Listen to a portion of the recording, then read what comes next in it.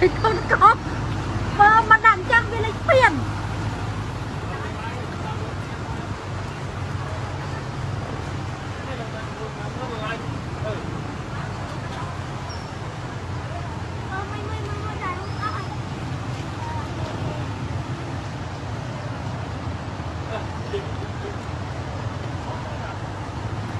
đang lách à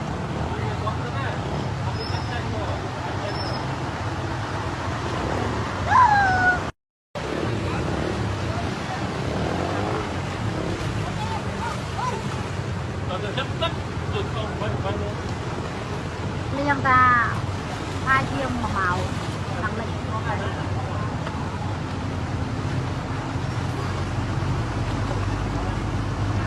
con mà đàn chắc vì lấy tiền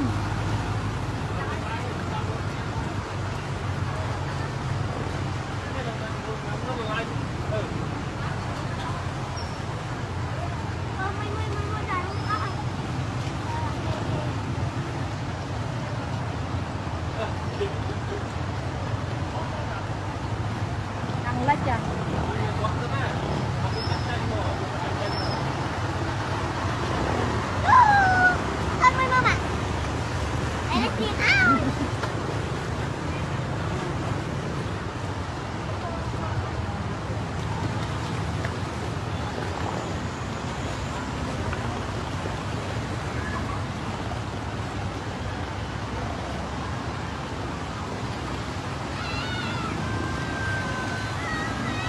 đang phải nó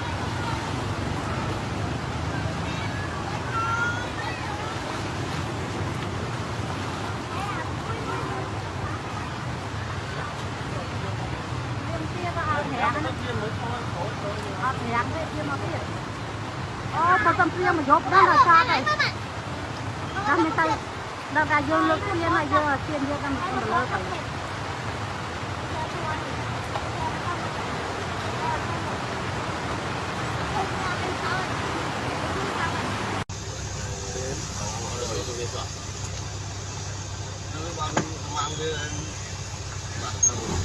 phải xa phải tầng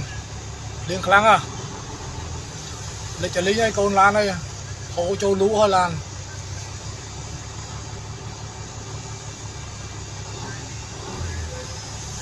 bây giờ mua bắt đấy một lần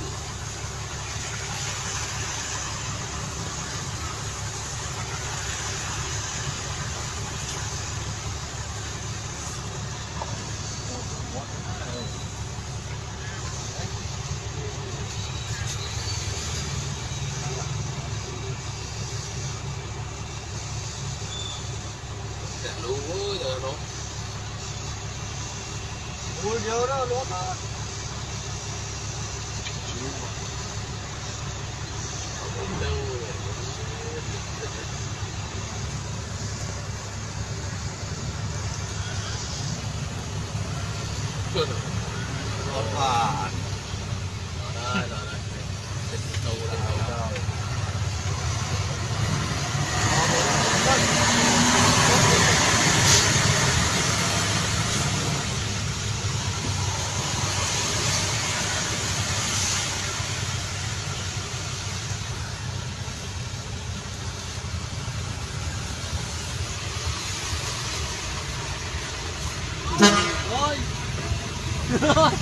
lấy coi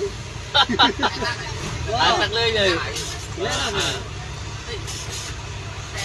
nào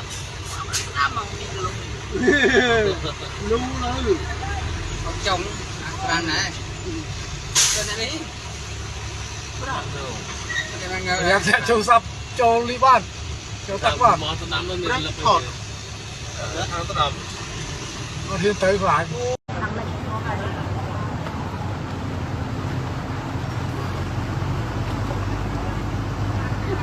con mà đàn chắc vì lấy tiền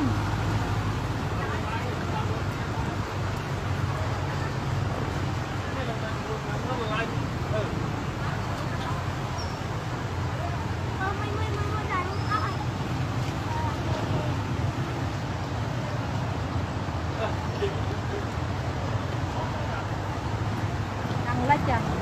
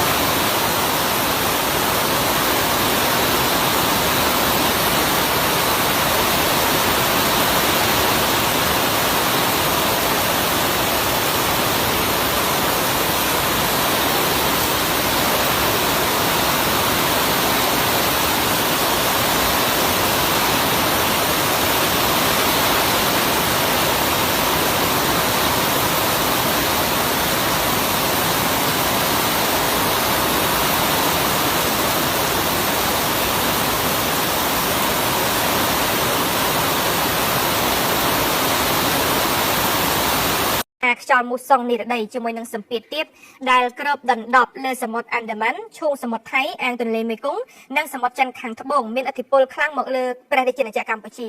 ហើយស្ថានភាពបែបនេះនឹងធ្វើឲ្យចាប់ពីថ្ងៃទី13ដល់ថ្ងៃទី19ខែឧសភាឆ្នាំ2025សម្រាប់តំបន់វាលទំនាបសន្តិភាពគឺចន្លោះពី24អង្សាសេទៅខ្ពស់បំផុត36អង្សាសេទន្ទឹមនឹងនោះខេត្តដែលនៅក្នុងតំបន់វាលទំនាបមានដូចជាខេត្តបន្ទាយមានជ័យបាត់ដំបងពោធិ៍សាត់កំពង់ឆ្នាំងកំពង់ធំកំពង់ចាមត្បូងឃ្មុំព្រៃវែងស្វាយរៀងតាកែវកណ្ដាលសៀមរាបនិងភ្នំពេញអាចមានភ្លៀងធ្លាក់លាយជាមួយនឹងផ្គររន្ទះនិងខ្យល់កន្ត្រាក់គ្របដណ្ដប់នៅលើផ្ទៃដី 40% រីឯតំបន់ខ្ពង់រាបវិញស្ថានភាពគឺចន្លោះពី25អង្សាសេទៅខ្ពស់បំផុត36អង្សាសេហើយក្នុងនោះដែរសម្រាប់ខេត្តនៅក្នុងតំបន់ខ្ពង់រាបមានដូចជាខេត្តកំពង់ស្ពឺបៃលិនឧត្តរមានជ័យព្រះវិហារក្រចេះស្ទឹងត្រែងរតនគិរីមណ្ឌលគិរីជួរភ្នំដងរែកនិងតំបន់ជួរភ្នំក្រវាញអាចមានភ្លៀងធ្លាក់ជាមួយនឹងផ្គររន្ទះនិងខ្យល់កន្ត្រាក់គ្របដណ្ដប់នៅលើផ្ទៃដី 45% រីឯតំបន់មាត់សមុទ្រវិញស្ថានភាពគឺចន្លោះពី25អង្សាសេទៅខ្ពស់បំផុត36អង្សាសេហើយក្នុងនោះដែរខេត្តកោះកុងព្រះសីហនុកំពតកែបនិងជួរភ្នំបូកគោអាចមានភ្លៀងធ្លាក់ជាមួយនឹងផ្គររន្ទះនិងខ្យល់កន្ត្រាក់គ្របដណ្ដប់នៅលើផ្ទៃដី 40% ដូច្នេះយោងទៅតាមការព្យាករណ៍របស់ក្រសួងធនធានទឹកនិងអូតូនិយមនៅក្នុងសប្តាហ៍នេះភ្លៀងនឹងបន្តធ្លាក់លាយឡំជាមួយនឹងផ្គររន្ទះនិងខ្យល់កន្ត្រាក់នៅក្នុងបរិមាណពីតិចទៅបង្គួរដែលគ្របដណ្ដប់ស្ទើរទូទាំងប្រទេសដូច្នេះសូមបងប្អូនប្រជាពលរដ្ឋបង្កើនការប្រុងប្រយ័ត្នទាំងបញ្ហាអាកាសធាតុដែលអាចនឹងកើតមានគ្រោះថ្នាក់ជាយថាហេតុហើយនឹងថែទាំសុខភាព